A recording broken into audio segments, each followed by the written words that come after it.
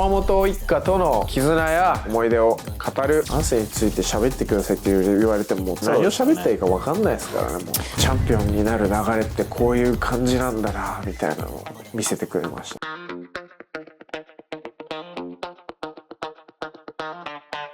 た。Welcome to リンヤチャンネル。今日は山本一家との絆や家族それぞれとの思い出を語るです。はい。これ聞けるんですか、リンヤ選手から。いいですよ。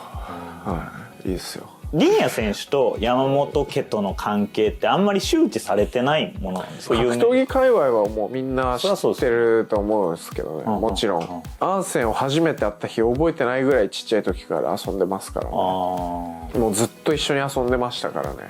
本当覚えてないぐらいだから、俺が1歳か2歳かそんぐらいの時から近所付き合い始まってるんで。なるほど。山本家との出会いっていうところからちょっとお話伺えますか。はい、親父が佐山さん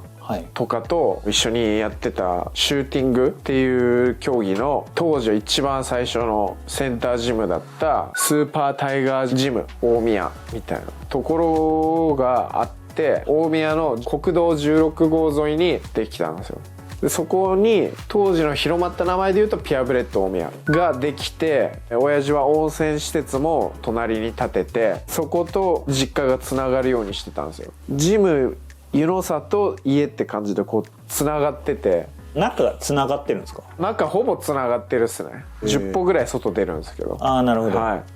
そのジムに当時シュートで活躍するって言ったキッドさんが弟子入りみたいな形でそのジムに来て、はい、でそこにミュウ先生、聖子先生、おじいちゃん、郁恵さん、はい、アーセンってこう来たんですよ。はい、そこから近所付き合いみたいなのが始まって、僕も多分ずっとジムにいたら兄ちゃんしかいなかったのがアーセンっていう存在がそこで入ってきてみたいな。同い年ですもんね。アーセン学年で言ったら2個下っす。あ、2個下か。はい。でミュウ先生とかもまだレスリングをこうやったりしてたんですけど、現役で、はい、女子レスリングがオリンピック競技にならないし、リンヤとアーセンももうジムで遊んでるだけじゃなくてレスリングちょっと一緒にやらせたいんだけどみたいな感じで多分自分の母親に話したのかな、はい、とかで、はい、キッズレスリングが始まったんですね。でもリンヤ選手本人的にもそのレスリングをやりたいっていう気持ちはあったんですか。いやレスリングなんて知らないですから。そうですよね。はい、存在を。ただちっちゃい時にそのミユ先生と聖子先生とノリ先生が、郁恵先生ってアーセンのおじいちゃんですよね、はい、の指導の中でこう構えて笛鳴ったらバーピーしてタックル入るみたいなのを永遠とこう3人で練習したりしてるのを見てて、はい、何やってんだろうなぐらいには思ってましたね。でもなんかそれをやるよみたいな感じで多分5歳の時に始まったんだと思います。だから始まった日とか覚えてないですよ。本当ジムで遊んでたのがそれになったって感じだったんで、はい、けど楽しかったですかね。最初は結構ゲーム的なのもいっぱい入れたりしてくれて。言ったら生徒さんっていうのはその2人だけだったんですか。僕とアーセン、あと剛と最初はそれぐらいだったっすね。でチラシとか配って近所ですぐ集まるようになって、当時って世界チャンピオンの山本美優が指導って入って、はい、すごい集まった感じでしたね。そこが出会いなんですね。出会いですね。はい、家族ぐるみでのお付き合いが始まったみたいな感じですね。はい、だから美優先生がこう根詰めて練習する時とかは結構もうアーセンうちにずっと泊まってたし、兄弟みたいな感じで、はい、兄弟喧嘩もいっぱいして育ったっすよ。弟の剛君との年齢差はどうなってるんですか。一つ上。アーセン選手が上で2個上にリンヤ。そうですね、はい。なるほど。基本的に先生はミユ先生じゃないですか。ミユ先生がこうずっとキッドさんにも教えてもらったりはしてたんですか、レスリング。ミユ先生が来れない時は本当何回かノリ先生の会はありましたね。ノリ手伝ってとか言って、はい。ミユ先生の方から思い出とかあれば。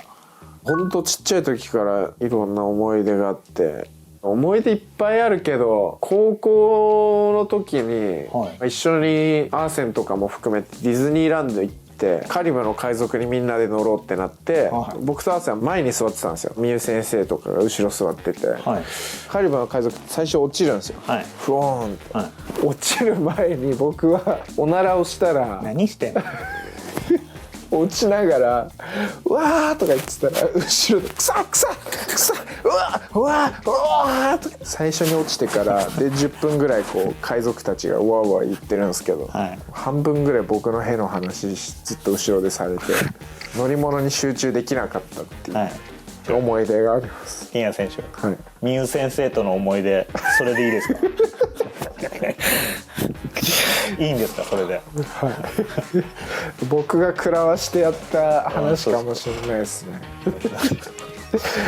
でもなんかそれから結構たまに会う時もそればっか言ってくるから、それになっちゃったっすね。ああなるほど。君あの時覚えてる、ほんと臭かったんだからねみたいな。で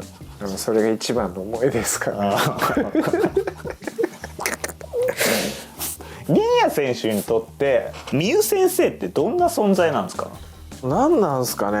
不思議ですよね。不思議な天使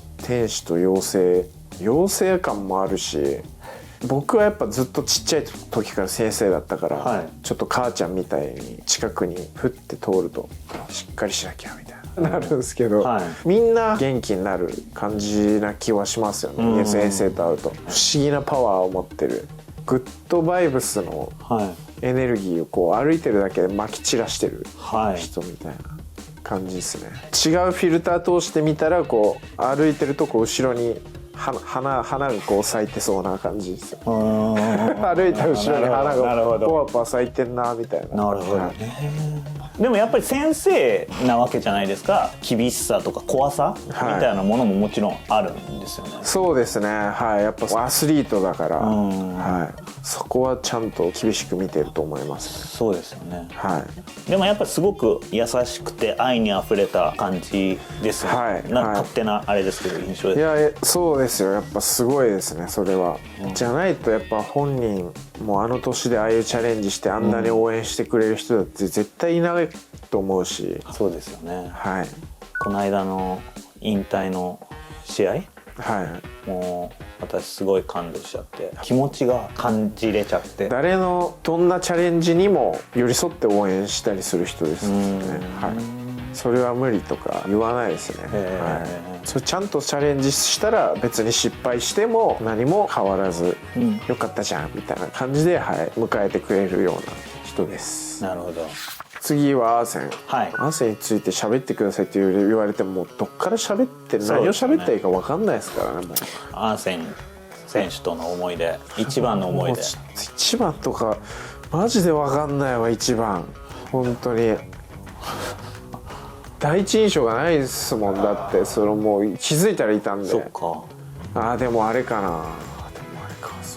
そうですね。まあでもちっちゃい時からずっと一緒にいたりして、かといってずっとこの人生の中で一緒にいたかって言ったらそうじゃないし、アーセンもちっちゃい時からグアムに長いこといたり、ハワイいたり、ハンガリー途中からレスリングで世界目指すって言っていなかったりとか、はい、結構別々の時期があって、たまにターニングポイントでこう途中からは会って遊んで、でまたハンガリー頑張ってみたいな感じになってて、たまに会ってる中でディズニー行ったりだとかなんかしましたけどね。アーセンとの思い出、僕が MMA 始めるその移行期ぐらいに2020年の2月にライジン浜松大会があって、でアーセンと一緒に行ったんですよ、はい、浜松のライジンの試合いろいろ見て、夜はちょっと浜松でお酒飲んだりして、なぜかアーセンと俺とレスリングの友達とマネル・ケープと行ったりするみたいな事件もありつつ、そんなのを消化して夜帰っていく時に、結構寄り道とかしてたら日が暮れたんですよ。浜松から東京に帰っていく中で、やばいやばいってアーセンも怒られる、嫁に怒られる、早く帰んないとみたいなの言ってて、僕とアーセンともう一人レスリングの俺の同級生のタコってやつがいて、その3人で帰りドライブしながら帰ってたんですけど、タコが運転してて、アーセンみたいな、道分かんなくなっちゃったみたいなの言って、その浜松からの帰りまだまだ全然距離ある時にさ「どうすんの?」みたいな、ちょっとなんか携帯の電波もなんか立たなくなってきて「やばいやばい」とか言って街灯もなくなってきて、ついに真っ暗になってきたと思ったらデーンって周りも車もないのに目の前にもう超でっかい富士山の真っ黒いシルエット見えて。やばいやばいってなんかもう3人ともパニックになっちゃって、それでハーセンが1人だけ後ろに座ってて超パニックになってて、途中から俺も超怖かったけど怖いを上回るぐらい怖がってるアーセンが面白いがなっちゃって、俺も怖いけどやばいやばいやばいとか言って怖いっていうのはでっかいシルエットの富士山が超怖かったんですよ。怖いって言ってるのが面白かったっていう嫁に怒られるねとか言いながら、いろんなもの怖いものいっぱい抱えてるアーセンがすっごい面白かったんだよ。結構怖がりなのかな。怖がりっすね、でもスリルは好きだから、ギリギリのところには行きたくなるんですよそれがもうおもろいじゃないですか。怖がりだけどそのギリギリは欲しがるんでチキンレースみたいな始まったりとかしますね。で暗くなる原因っていうか、その寄り道も浜松行ったから富士山とか近いじゃないですか、せっかくだから富士山が見える海辺とかで写真撮ろうよとか言って、海とか行ったら石重ねたりするじゃないですか。わーとか言ってこうやって作品風に撮ってたら、作品に花を添えたいねとかいう話になってこうなるんですよ。本当にやめて本当にカメラ回るから小学生に戻っちゃうんですよマジで。で最終的に富士山ど真ん中にして挟んでみたいなことをやったら夜日が暮れちゃって、その日なんですね、もうだからいるともうなんかずっと子供になっちゃうんですね。アーセンといるとただのガキに戻っちゃうんですよね。だから結局、でも本当にね仲いい感じは伝わってくるので、もうそれ以外にないっす。ちっちゃい時からずっとスパーリングもずっと泣きながらしてたんで、どっちが勝ったどっちが負けたで毎日どっちかが泣くみたいなスパーリングとかしてたから、やっぱ MMA 今やってもまだもう一展開粘る、まだもう一展開、まだここで譲りたくないっていうのはアーセンとやると多分すっごいやっぱ一番強くなれるかなっていう気がしてます。一緒に練習する機会ってあるんですか？クレイジー B の週1回のプロ練で、一緒にやってるって週1回、兄弟で仲いいけどやっぱりライバルみたいなところもあるんですよね。ありますね、絶対負けたくないみたいな、一番応援してるし、そういう関係なんですね。イエさんがアーセンさんの試合で泣いたみたいなことがあったり、膝右衛門戦の勝ちだったりとか、毎回それぐらいの熱量で見ちゃうんで、伊藤有希戦とかもそうだし、結構そうですね、レスリングの時から周りを泣かせるような試合とかしてたんで、その辺の力はすごいやっぱですね。僕も毎回やばいっすね、感情は結構揺さぶられる感じですね。ヒットさんはピュアブレッドに引っ越してきて気づいたらいたお兄ちゃんの一人って感じですけど、やっぱねひときわちっちゃい時から見てもやっぱかっけえなっていう、なんかそのカリスマと言われるようななんか物質は感じてましたね。一番最初に会ったのが3歳4歳ぐらいじゃないですかね。っていうことですよね。3歳かな、3歳かぐらいのリンヤ選手にとってもやっぱこう感じるものがあったってことですよね。かっこいいなっていうのはありましたね。ミユ先生がそのいない時は指導してくれたりして、受け身とかこうやってやるんだよみたいな、もうほんとすっごい丁寧に教えてくれてたのを覚えてますね。ミユ先生の時は結構きついことをめっちゃやらしてくるけど、ノリ先生の時はちょっと基本をしっかりやるみたいな感じだったっす。その当時どれぐらいの時だったんですか？キッドさんはどういうところで戦ってた時期だったとか。シュートとかだったと思います。最初ガンガンちっちゃい時はかっこいい兄ちゃんっていうのもあったし、すごいやっぱ楽しそうな、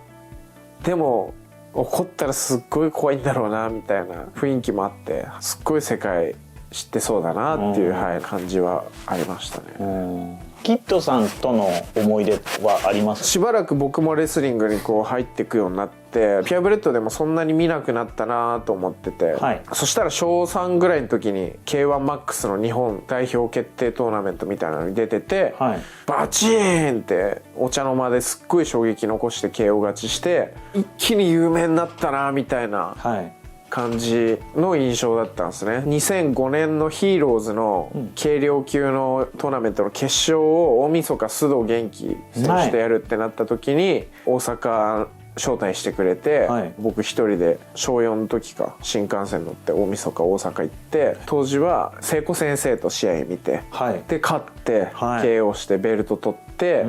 だらだら大晦日正月ホテルのベッドで迎えて取材とかいろいろやってる様子っていうのを近くで見せてくれたんです。ああ、そうなんですね。はい、チャンピオンになる時の夜とその次の日とかをこう一緒に過ごせたのはすっごい一番の思い出。それ以外の試合は僕直接いろいろ裏から入って応援したりとかなかったんで、はい、ただ観客席からこう見てるっていう感じだったんで、そのベルト取った試合の時はこういろいろ聖子先生と裏回ったりして、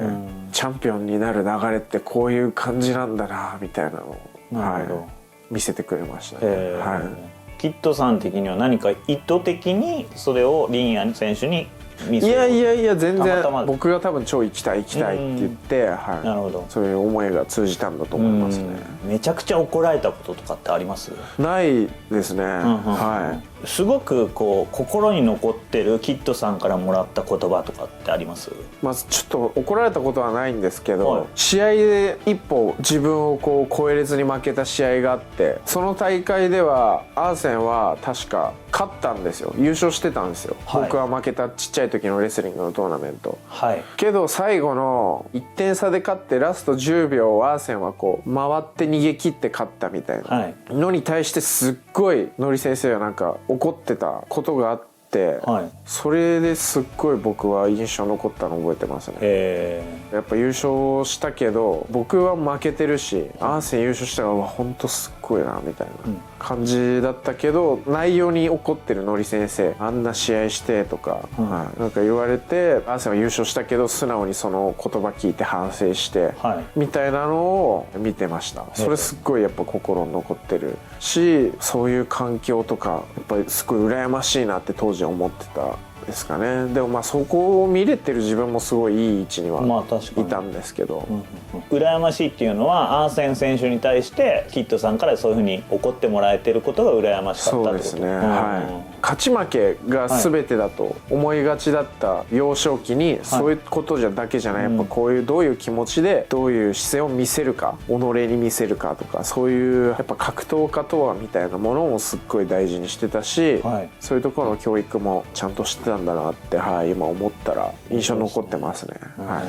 次はダルビッシュさんと結婚して今アメリカにいる聖子さんです。聖子先生、はい、聖子先生の印象とか魅力、思い出とかあれば。聖子先生とはレスリングを使ったコミュニケーションがすごい印象に残ってることが多くて、僕は聖子先生からはしつこさを学んだですかね。戦いにおいて、はい、しつこさの大事さみたいな。とにかく失敗してすっごい一回一回大泣きしたりくよくよしたりするような感じだったんですけど、僕らって、はい、特に俺なんか一番ひどかったのかもしれないけど、一回失敗したらもうやらないとかすぐ走って帰って泣いて逃げちゃうみたいなだったんですけど、とにかくいいからくよくよしない、はい、次やる早くみたいな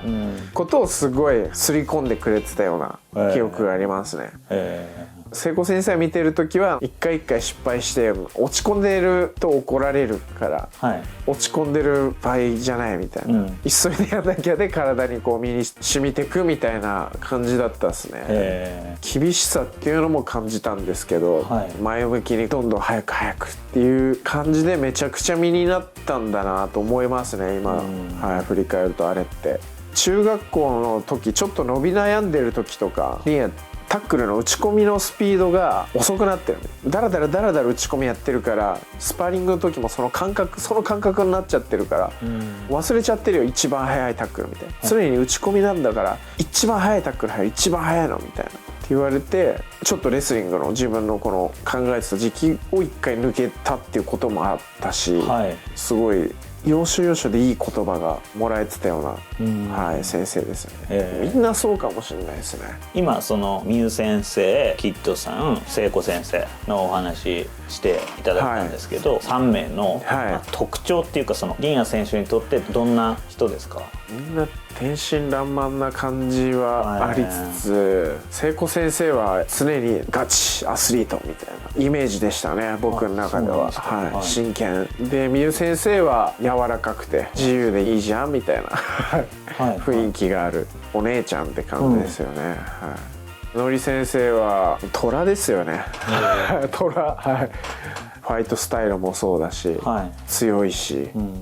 でもすっごいいると安心感があって、はい、愛がある存在っていう、本当唯一無二ですよね。はい、一言で言いにくいですけど、虎一言で言えって言われたら、はい、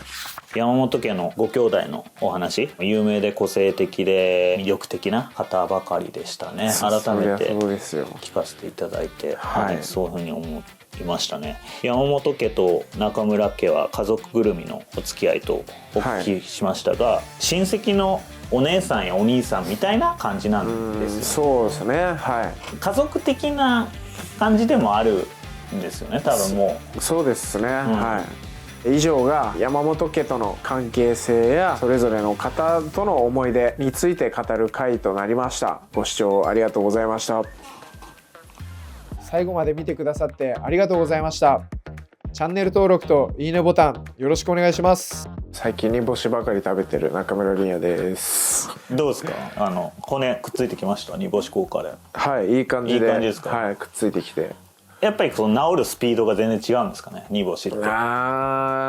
そうですね。どうなんだろう、スピードは分かんないけど治った時の硬さは出るんじゃないですかね。